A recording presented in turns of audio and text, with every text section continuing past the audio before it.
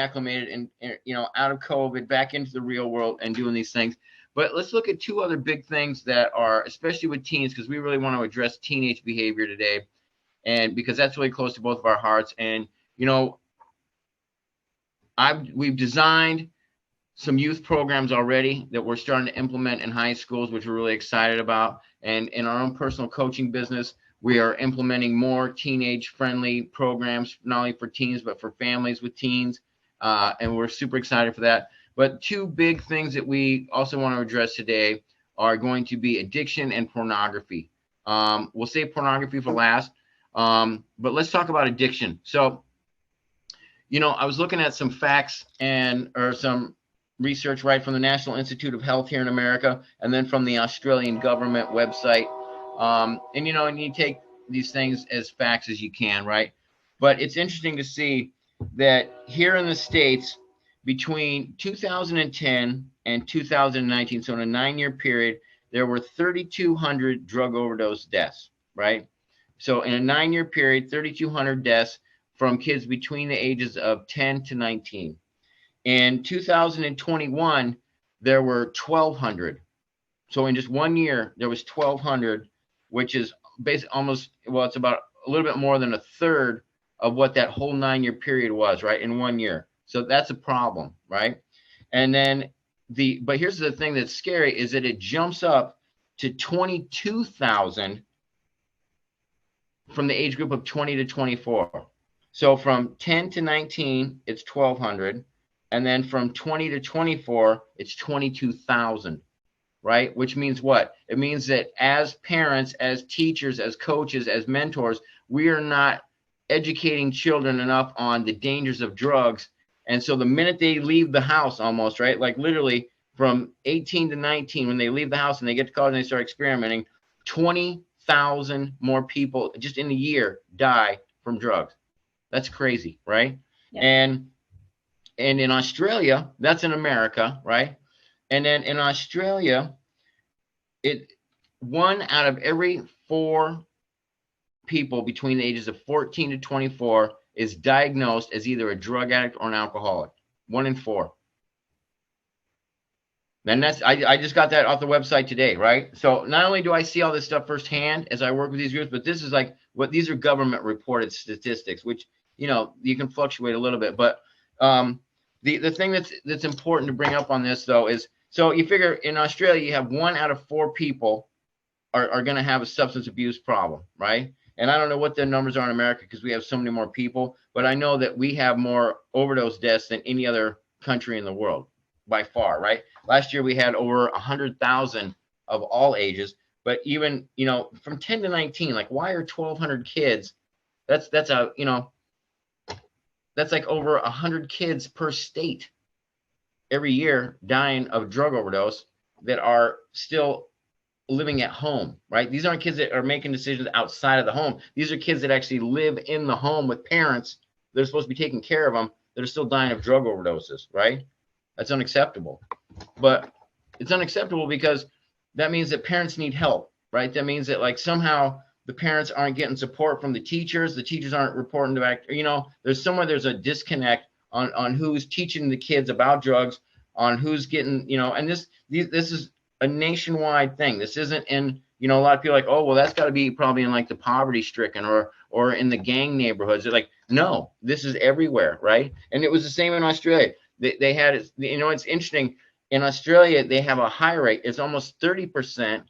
So 25% are diagnosed with drug or alcohol problems in all of Australia, but over 31% are diagnosed that way in rural areas, meaning that like Melbourne, Sydney, Brisbane have lower, and then the outlying suburb areas are actually higher. So the drug use and the alcohol abuse in places like probably, I don't say the Gold Coast, but places like, that are smaller, like suburban areas, actually have higher rates of drug and alcohol addiction than actually the big cities where you think most of the troubled people are, right? So the thing that we want to talk about, though, is there's a specific reason for why these overdose death rates are so extravagantly high now. And that is because drugs are deadly. It used to be, I know when I was growing up, I know when you were growing up, drugs were, not good, but you would smoke some weed and you wouldn't die. you could maybe take a pain pill or whatever it was, you know, if you were at a party and somebody gave you a pill or something like that, Percocet or whatever, like you might take it and get in trouble, but you wouldn't die. And I think that's what, you know, when yesterday when I was speaking to that high school, I had to like tell them like, hey, listen, like you guys are facing a lot worse challenges now if you do decide to experiment with drugs. The thing is, there's no way to take away the drugs. They're there, right? It's like we all know it. They're everywhere. And it's like we're not going to be able to just tell the kids, don't do this or you're going to get in trouble. We have to explain to them like, hey, listen, like I get it. Like, you know, maybe you or your friends, you think it's funny or you think it's cool, but like you can die, right? So it's no longer about making a bad decision and, you know, getting drunk or puking on your friend's shoes or whatever. Now it's like you can die. Right. And so it changes the conversation. And the thing is, we haven't changed as a society or as a parent or as a teacher or a counselor to have that talk. Yeah. Right.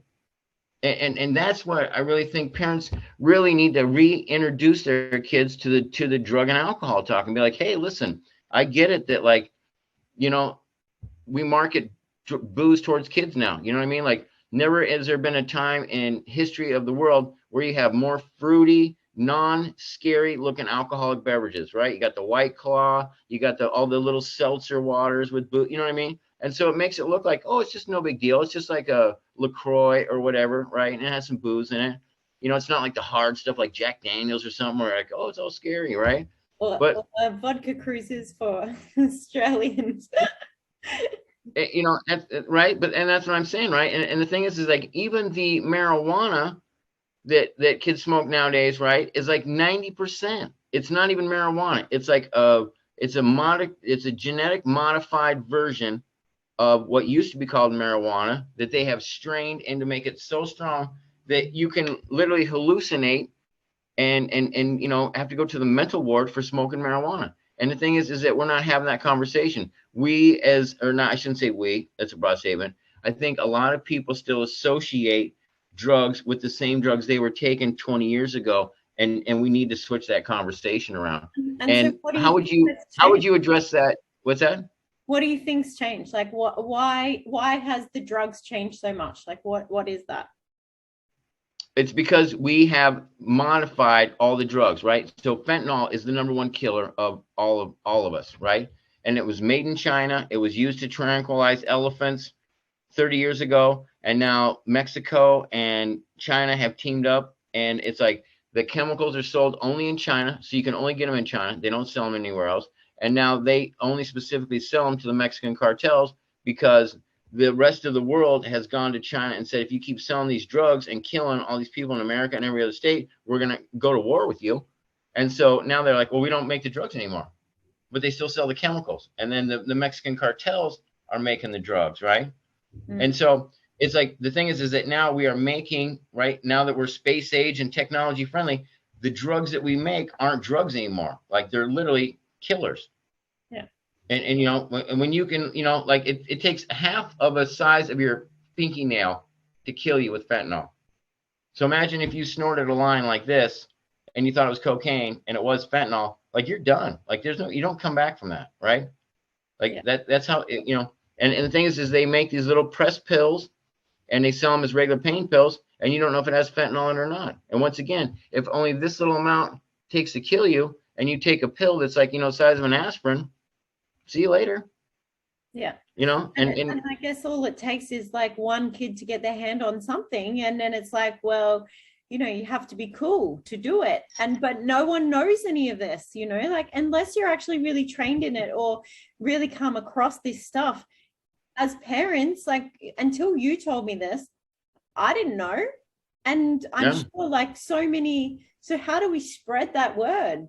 Like, I guess that's why we're here, but how else can we spread the word? Well, I think there's two things, right? One is you're right. Like we have to like literally tell other parents, right? Like, so, you know, and that's part of like our program. That's why we're doing this show today. This podcast is, you know, it's like to spread the word, but it's like, you know, it's up to us and to go to the community leaders and to go to our schools as parents, be like, hey, what are you teaching our kids about drugs? And I was very fortunate, you know, like I said, when I did that talk yesterday about addiction and mental health, when I mentioned fentanyl, the kids were like, oh yeah. And I'm like, how do you guys know about fentanyl? And they're like, Mr. Leary talked about it yesterday because he knew you were coming and he was giving us a background. And I looked at the teacher and I said, thank you. And he goes, Chris, he says, people don't talk about this.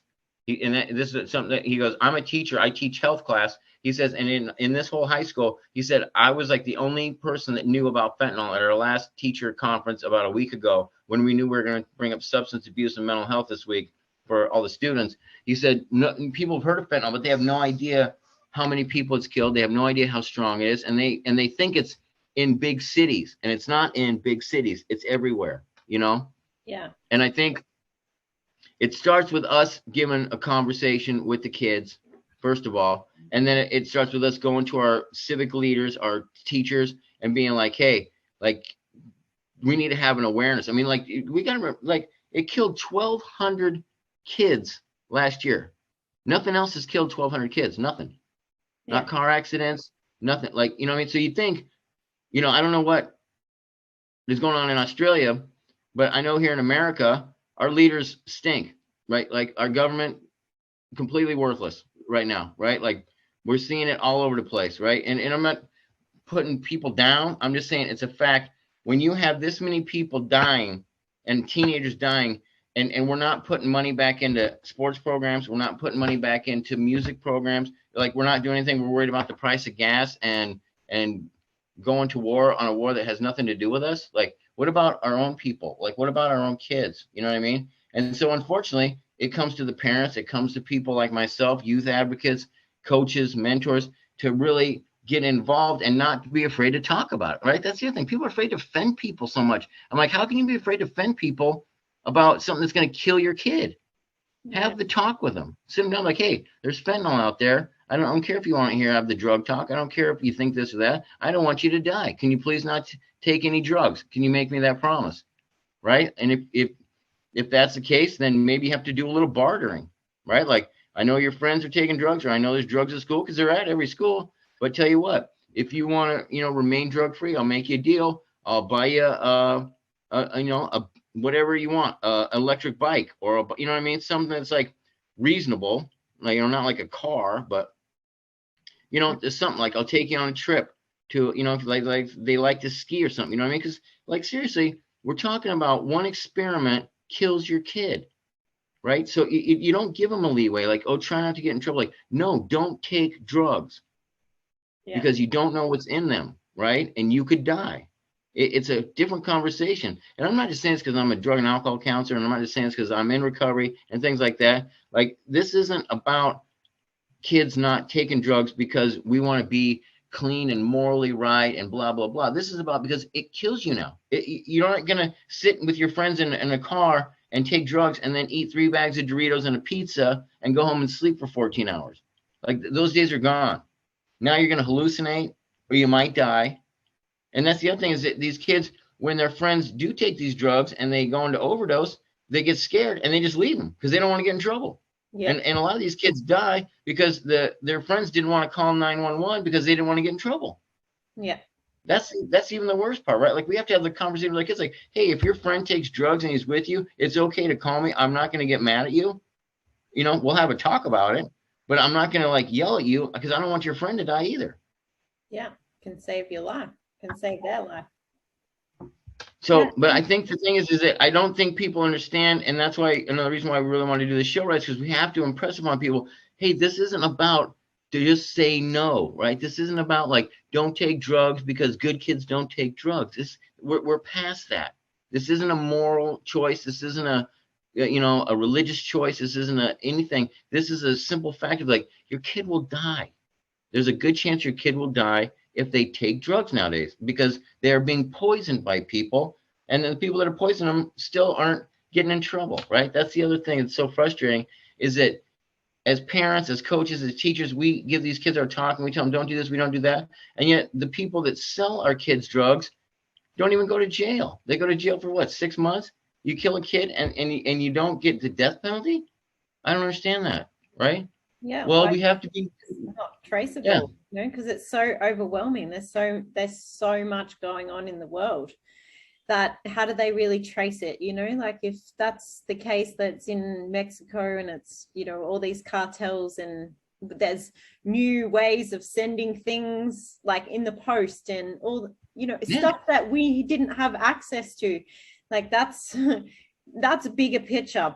At this level, it's just like spreading the awareness and having conversations with other parents or having conversations with the schools, because they need to have some kind of intervention as well. It's not like, oh yeah, we're just going to talk about drugs and alcohol. I know for me, I was like, I didn't pay attention one bit because it was so boring. So like, how do we make it fun and exciting? Like, it's got to be on both sides. Like for us as leaders, we've got to put the point across without it sounding like, oh, they're out just telling us about this. It's like, no, it's actually serious. And, for parents to be able to really understand the concept as well of how serious it is. Yeah. And the thing is that, we're just doing our best, right? Like we just have to start, the thing is, once you make it relatable, right? Like once we start telling parents like, hey, this is what's going on. I mean, I was a musician for 20 years, right? And I did every drug under the sun, right? And I've overdosed on drugs and I've been near death on drugs and all those things. So like, the kids will listen to me because I'll give them a story and be like, hey, this is what happened.